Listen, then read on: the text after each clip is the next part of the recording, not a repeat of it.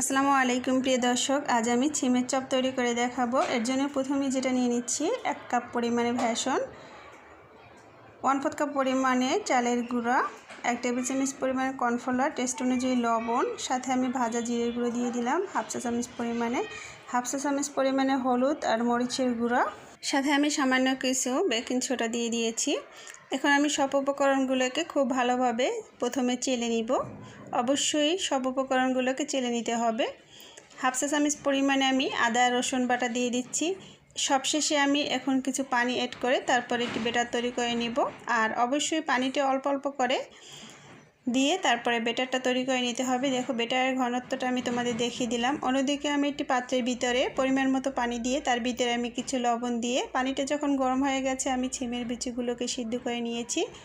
এখন আমি সিদ্ধ করে রাখা ছিমের বিচিগুলোর সাথে বেসন ভালোভাবে লাগিয়ে তারপরে ভেজে নিব। বন্ধুরা, আজকের ভিডিওটি ভালো লাগলে প্লিজ আমার ভিডিওতে একটি লাইক দিয়ে চ্যানেলটি অবশ্যই সাবস্ক্রাইব করে রেখো।